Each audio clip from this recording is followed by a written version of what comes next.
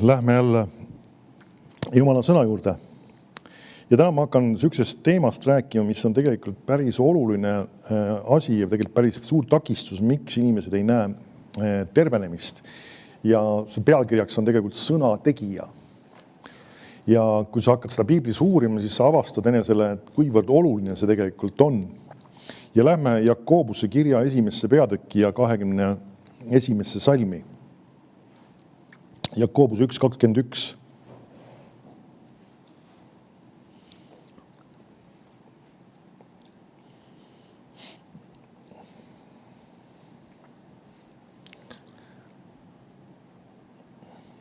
Ta ütleb, sellepärast heitke ära kõik rüvedus ja viimnegi paha ning võtke tasase meelega vastu sõna, mis teisse istutati ja võib teie hinget päästa. Aga olge sõna tegijad ja mitte üksipäinis kuuljad, iseendid pettes. Sest kui keegi on sõna kuulja ja mitte tegija, siis on ta mehe sarnane, kes vaatab oma ihulikku palet peeglis. Ta vaatas ennast, läks minema ja unustas varsti, missugune ta oli. Aga kes vabaduse täiusliku käsu sisse kummardades on vaadanud ja jääb selle juurde, ei ole unusta kuulja, vaid on teo tegija, see on õnnis oma tegemises. Nüüd, kui sa hakkad järjest seda lugema, siis siin on päris palju olulisi nüansse sees. Kõige esimene 21 salmis, kohe ma toon järjest neid asju välja. Kas sa märkad, ta ütleb, et heitke ära kõik rüvedus ja viimnegi paha. See on üks asi, mis Jumala lähtekoht on see, et me ei peaks kristlasema otsima mingisugust halli ala. Kas see asi nüüd on halb või ei ole halb? Kui see isegi tundub halb, siis see tuleks nagu hüljata. See ütleb, et no, aga niimoodi võid ennast mingisugustest väga headest ja sobivat toredatest asjadest ilma jätta. Nüüd alati asjad, mis on halvad Jumala mõõdupuu järgi, need kunagi ei ole toredad. Ja sa ei jää mitte millestki ilma. Amen. See on üks asi, mis tasub meeles pidada tegelikult. Ta ütleb just viimnegi paha. Tähendab seda, et iga asi, mis on Jumala sõna põhjal vale mõtlelevad, vale hoiak, vale suhtumine, vale käitumine, see tuleb minema visata lihtsalt. Nüüd, siis ta ütleb, võtke tasase meelega vastu sõna. Nüüd, võib-olla see on natuke vanem eesti keel jällegi, aga nüüd asi on tasane meel. See on tegelikult selline meelsus, et ma kuulan seda just mõtlemisega juba, et kui see välja öeldakse, kui see välja räägitakse, ma tahan sellele kuuletuda. See peaks olema meie suhtumine tegelikult Jumala sõnasse üldse, et nagu kui Jumala sõnast tuleb mingi tõde välja ja see puudutab meid ja see tähendab meie puhul muutusi, siis meie hoiak peab olema see, jah, ma teen seda kohe. Et see ei tohiks olla see, et aga ja miks nii ja mis iganes. Kui Jumala sõna selgelt ütleb nii ja nii, siis see on see, mis ma otsustan teha. Nüüd see on sama tasane meel, see on see sama meelsus. See, et ma öeldakse, olen valmis alistuma, ma olen valmis kuuletuma kohe, nii kui see asi on välja käidud. Sest vahetevahel me kristlasena võime isegi elada mingis alas, kus me oleme teadmatuses. Mingi asja suhtes, et see on vale. Ja inimene võib-olla elab või käitub niimoodi ja Jumala sõna küll ütleb, et see asi ei ole õige, aga ta lihtsalt ei mõista seda. Nüüd Jumal ei mõista tema üle kohut selle üle, aga kui ta saab see selguseks, siis ta peaks olema sellise suhtumisega, jah, see on see, mille ma hülgan. See on see, mille ma kõrvale jätan. Ma ei lase seda oma elus olla. Et see peab olema see suhtumine, see on sama tasane meelsus. Ja see on üks oluline hoiak, mis on tegelikult kristlase elus väga vajalik, et me ei ole sellise suhtumisega, et me kogu aeg tahaks vastu viriseda, vastu vaielda, arvata, et miks nii ja miks naa ja seda ma ei taha ja mulle see ei meeldi ja kas ikka nii peab. Ja kui Jumala sõna väga selgelt mitme kirjakohaga ütleb, et sedasi on vale, siis me peaksime ütlema, sellega on kõik ja kogu lugu. See on tegelikult väga oluline asi ka tegelikult selleks, et nii-öelda see järgmine osa, millest ta hakkab siin rääkima, see võiks meie jaoks töötada ja toimida. Ja ütleb, aga olge sõna tegijad. Tegelikult üks oluline fraas veel eespool, selles eelmises salmis. Ta ütleb, võib teie hinget päästa. Me oleme võib-olla harjunud juba natuke ka kuulma seda, kasutatakse sageli just me ütleme inglise keele baasil seda väljendit, et mulle inimeste hinged on hästi olulised ja ütleme, et me tahame hingesid päästmisele tuua ja ma saan aru, see on inglise keelest tulnud väljend tegelikult, aga kui me oleme korrektsed ja täpsed piiblis, siis tegelikult kui inimene saab päästetud ja sünnib uuesti, siis tema hinge kohe ei päästeta. tema süda ehk siis tema vaim saab uueks. Ja hinge päästmine, mida ta siin kasutab, räägib siis meele uuendamisest. Ja ta räägib seda kristlastele ja ütleb, et see võib nende hinget päästa. Nüüd inimene isegi, kelle meeled ei ole uuendatud, kui ta peaks surema, ta läheb taevasse. Aga see on mingi protsess, mida meil on vaja siin maa peal selleks, et olla edukad ja teha Jumala tahet. Ja ütleme, kui sa tahad maksimaalselt Jumala õnnistustest ja Jumala plaanist osa saada, siis sul on vaja, et sinu hing saaks ka päästetud. Ja see on protsess, millest Piiblis räägib tegelikult, milles me kasvame, liigume edasi kogu oma elu tegelikult. Nüüd, ja see ütleb just seesama, et see sõna, see võib teie hinget päästa. Ja nüüd ta ütleb selle juurde ühe väga olulise elemendi. Ta ütleb, aga olge sõna tegijad ja mitte üksipäinis kuuljad iseendid pettes. Nüüd see on üks asi tegelikult, mis pettusesse, ma usun meist igaüks on mingis situatsioonis vahest, nagu öeldakse, langenud. Mis pettus see on siis? See on see, et me võib-olla oleme aktiivsed kristlased, me käime koguduse koosolekutel, kuulame ise omal algatusel võib-olla jutlusi, regulaarselt lausa teeme seda ja me mõtleme seda, et kuule, mu elus on asjad väga hästi. Muuseas, ainult jutluste kuulamine ei tähenda seda, et sinu elus on asjad väga hästi. Isegi paljude jutluste kuulamine ei tähenda ka seda, et sinu asjad on väga hästi. Meil on omal kogudusest üks väga raske situatsioon, küll päris palju aastaid tagasi juba, palju aastaid, palju, aga siiski mõningased ikkagi juba üle 20 peaaegu vist, kus üks inimene, kes meil koguduses käis väga regulaarselt kohale, võttis praktiliselt kõigist koosolekutest osa ja me pidime ta kogudusest välja viskama. Sellepärast, et ta tõi esile vale profeteeringuid ja ei olnud nõus kuuletuma korrigeeringutele, alistuma sellele ja ära lõpetama põhimõtteliselt. Ja ta oli tegelikult inimene, kes oli isegi andnud kurjadele vaimudele maad oma elus. Ja sa küsid, kuidas see võimalik on? Samas ma mäletan ise statistiliselt võiks öelda, et ta oli üks parimaid koguduse koosolekutel kohal käimist kõigil koosolekutel. Mis iganes palvekoosolekud, õpetuskoosolekud, tervenduskooli koosolekud, kogu aeg oli kohal. Kogu aeg oli kohal ja tegelikult väliselt vaadates ka oli hoolega kuulamas. Ma mäletan isegi, ta oli väga, võib-olla isegi märkmete tegija, süke inimene isi ka.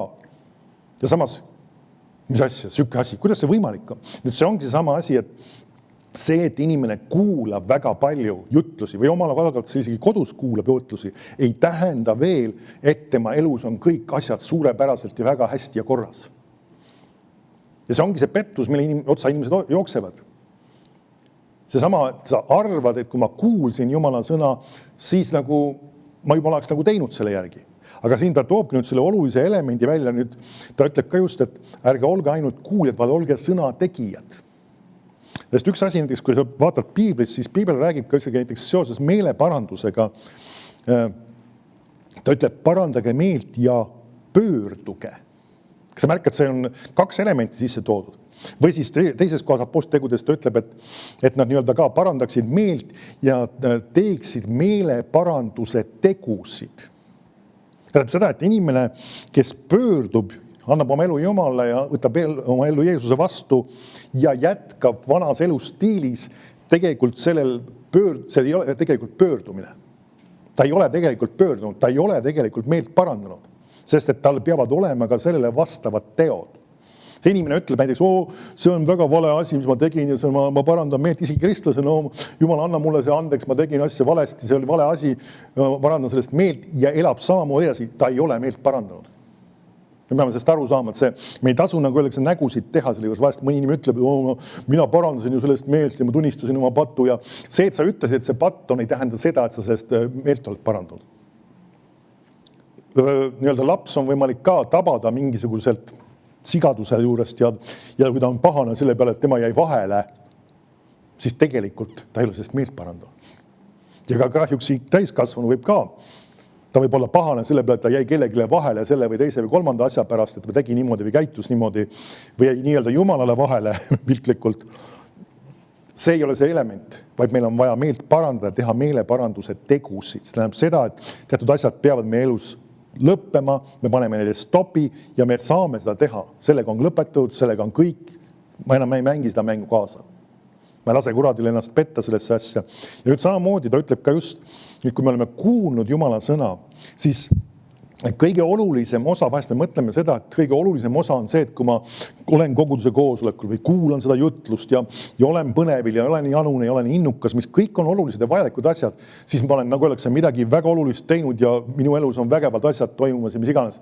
Ei ole tegelikult see, mis nüüd toimub pärast seda sõna kuulamist, pärast seda koosolekut, on määrav selle juures, kas sa saad olema edukas või mitte. Ja see on üks tõsine mõttekoht.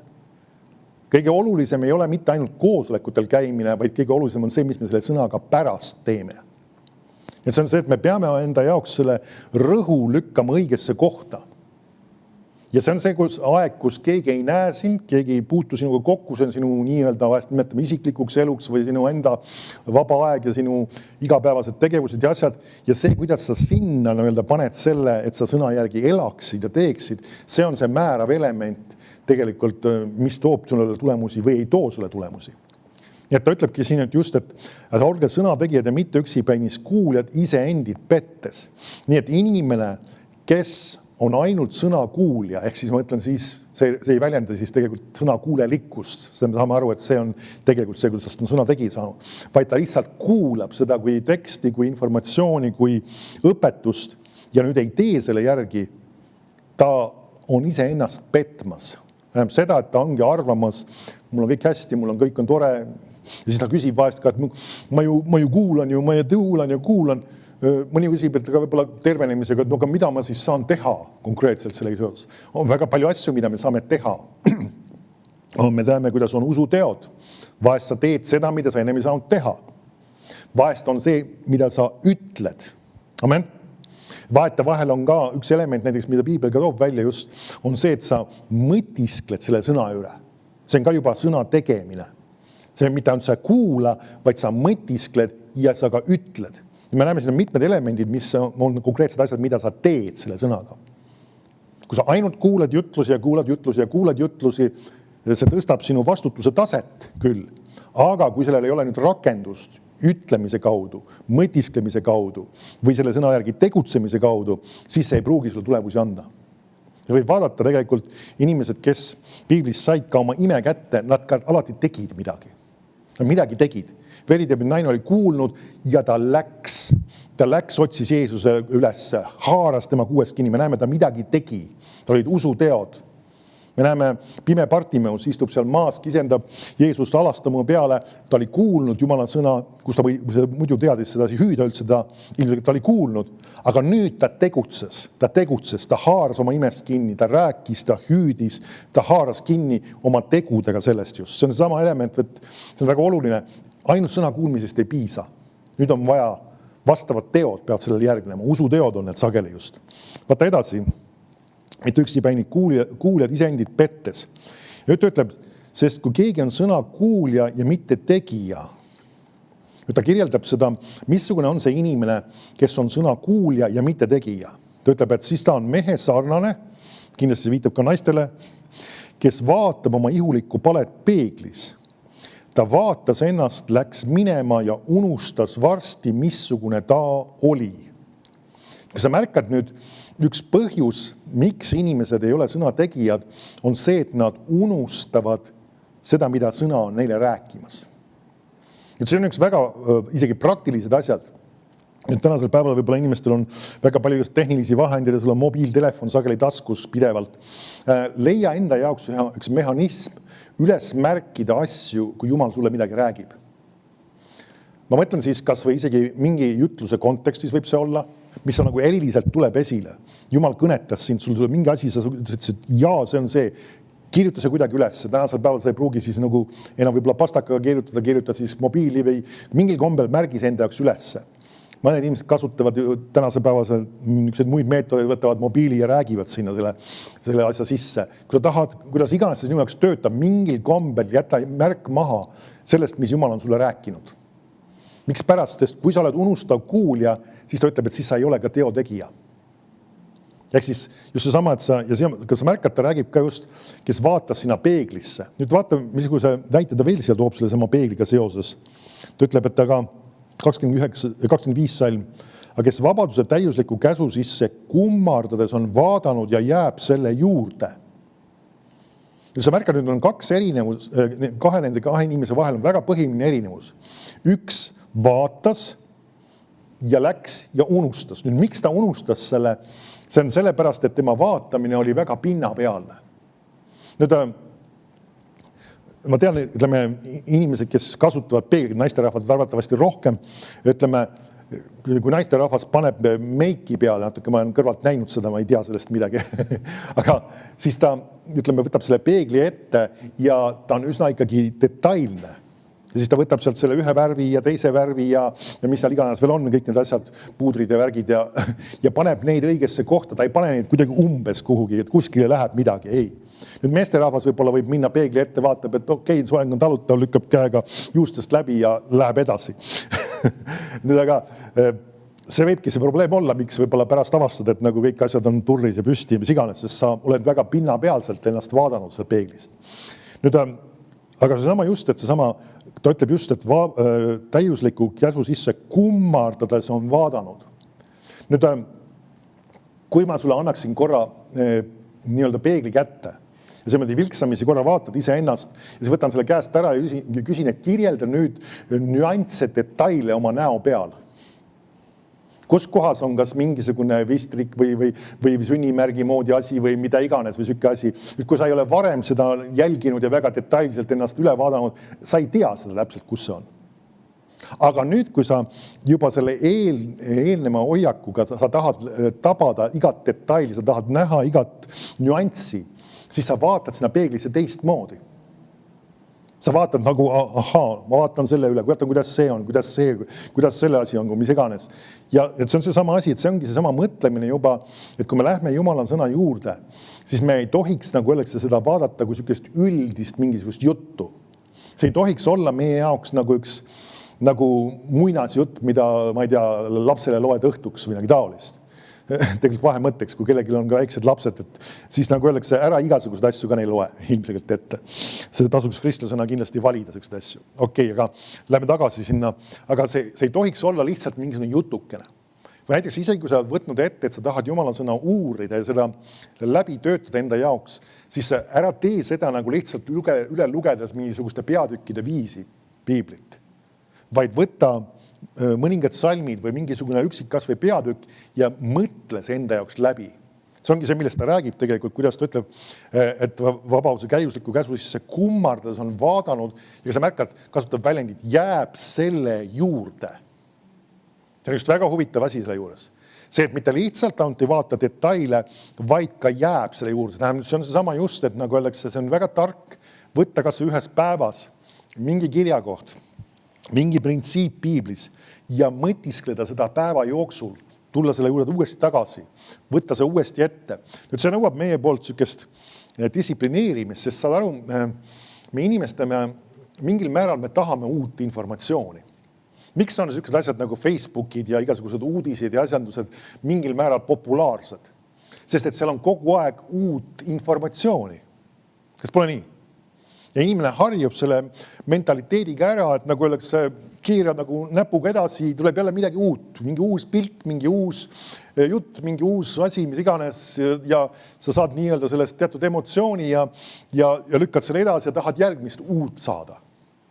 Ja kui sa lähed nüüd piibli juurde, siis seal on need samad kirjakohad, need samad lood, need samad tekstid kogu aeg, ikka need samad kogu aeg. Ja nüüd sa pead selle juurde jääma ja sellesse süvenema. Nüüd see ongi see üks mentaliteedi küsimus ja siin on ka üks oht, mis on selle, ütleme, ka selle sotsiaalmeediaga, ütleme, paljude muude sükestega uudistega on see sama just, et see mentaliteet võib meile külge kujuneda, et me tahame kogu aeg uut saada. Ja vahest inimesed tulevad ka kogudusse ja koosolekutele eesmärgiga midagi uut kogu aeg saada. Ja kui keegi ei räägi neile midagi uut, siis nad ütlevad, see oli nii igav koosolek, see pole üldse huvitav. Ma olen kõiki neid asju ju kuulnud, ma tean seda, ma olen juba piiblikoolis kunagi käinud või midagi taolist ja õppinud neid asju. Ta ütleb, vabaduse täiuslike käsu sisse kummardades on vaadanud ja jääb selle juurde, selle sama sõna juurde, mis on üle 2000 aasta olnud ühesugune ja kogu aeg see sama.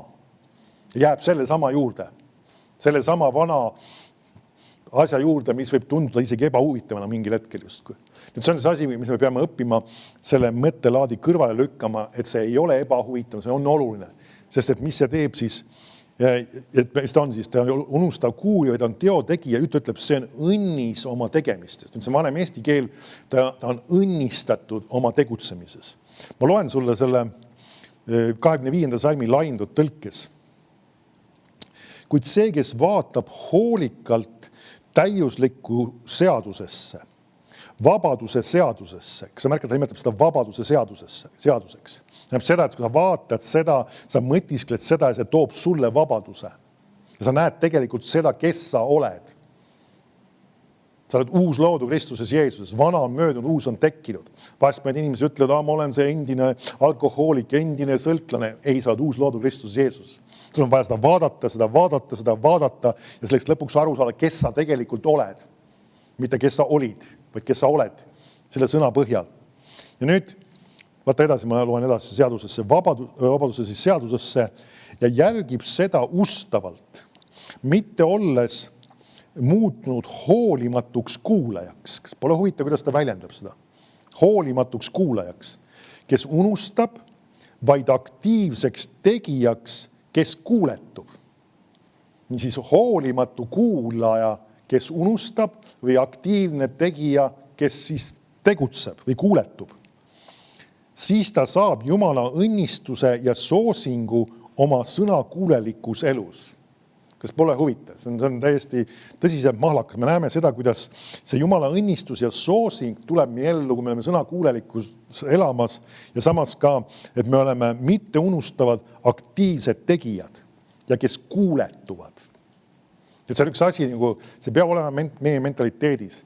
Jumala sõna ütleb, ma otsustan kuuletuda. Vahest mõni ütleb, et see on ajuloputus ja tahetakse mind sundida teatud asju tegema ja pannakse mind, ma ei tea, sunduse alla või mõned ütlevad, et see on nagu kontrollimine. Nüüd me peame meeles pidama ühte asja. Siin maailmas ei ole olemas tegelikult sükest elustiili, kus keegi ei ole mingisuguse kontrolli all. Kõla võib-olla väga ilusti see fraas mõne jaoks, aga saame aru, me elame siin Eesti riigis, siin on teatud seadused, siin on teatud reeglid ja need mingis mõttes kontrollivad meid. Sa ei saa teha kõike, mis sul pähe tuleb või mis sul nagu tahaks ette võtta ja iganes. Sul on teatud reeglid, mis panevad sulle raamid ja sind hoiavad teatud kontrolli all. Ma saan aru, muidugi on olemas ebanormaalne kontroll ka, aga sellegi poolest ja samas, kui sa ütled, et Jeesus on sinu issand, sa paned ennast tema kontrolli alla. Nüüd ta ei sunni sind, aga ta siiski räägib sulle, kuidas tuleks elada. Et see on sama asi, et me peame aru saama seda ja inimesed ei pea ka meid nagu öeldakse jõumeetodil kontrollima. Ütleme, kui juhid on meie üle ka, siis ka nad ei kontrolli sinu üle jõumeetodil, aga nad ütleme, räägivad, mis on õige, annavad sulle soovituse ja sinul jääb ikkagi vaba tahe otsustada, kas sa tahad teha või ei taha teha. Aga tark on otsustada teha seda, mille Jumala sõna on ütlemas. Et ma tahan seda teha, mis Jumala sõna on ütlemas. Nii et see on vabatahtlik see, et sa allutad ennast selle jumalikule kontrollile, aga ta siiski ei sunni sind selleks. Okei. Nüüd vaatame Mattuse evangeeliumi 7. peatüki ja 24. salmi. Jällegi üks tuntud kirjakoht. Need kirjakohad võib-olla tunduvad, et otseselt ei ole nagu tervenemisega seotud, aga hämmastaval kombel on tegelikult. Sest õnnistus sisaldab ennast tervenemist. Kui Jumal sind õnnistab, siis ta sind ka teeb terveks. Sa võid vaadata isegi kui sa tahad, siis 5. Moosese 28 peatükk räägib sellest samast, kus ta ütleb, et see õnnistus, mis ta kuulutab ja see räägib mitmetes asjadest, tegelikult tervenemisest, heast käekäigust ja kõigist muudest sükest asjadest. Nii et see on väga palju enesesse haarav. Mattuse 7.24 ütleb, igaüks, kus neid mu sõnu kuuleb ja teeb nende järgi, on võrrelda mõistliku mehega, kes ehitas oma koja kaljule ja ränk sadu tuli ja tulid vetevoolud ja tuuled puusid ja söössid vastu seda koda, aga ta ei langenud, sest tema alus oli rajatud kaljule. Ja igaüks, kes neid mu sõnu kuuleb, aga ei tee nende järgi, on võrreldav jõleda. Nüüd see sõna tänapäeval me ei kasuta seda sõna, see räägib siis või tegelikult selle natuke tähendus isegi muutunud, see tegelikult tähendab rumalat. Me võib-olla jõle, me räägime hoopis miski, mis on vastik või ebameeldiv. aga tegelikult see räägib rumalast või isegi tegelikult minust mitmed tõlked kasutavad sõna loll isegi lausa. See kõlab võib-olla väga karmina, aga nii ta on tegelikult kirjutatud seal.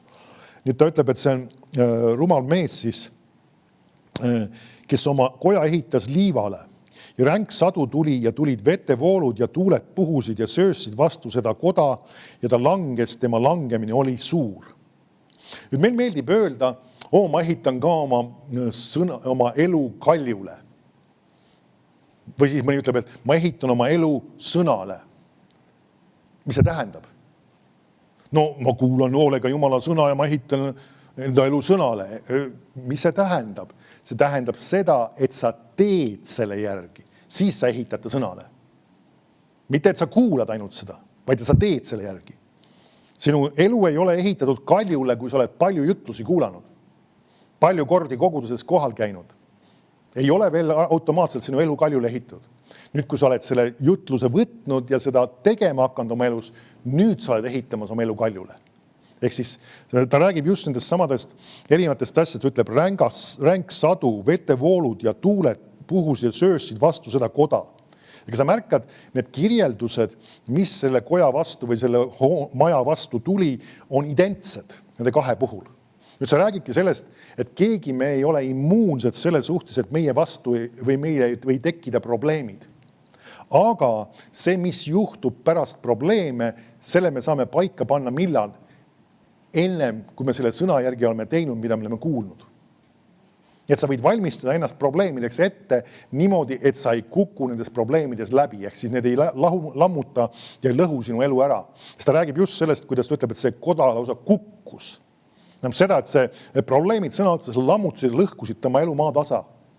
Nii et kui inimesed oma elus tegelikult jooksevad kriisidesse, mis sõna otseses mõttes lõhuvad ja lammutavad nende elu ära, oleme ausad, see võib-olla ei kõla selle inimese jaoks hästi, nad on jätnud sõna tegemata.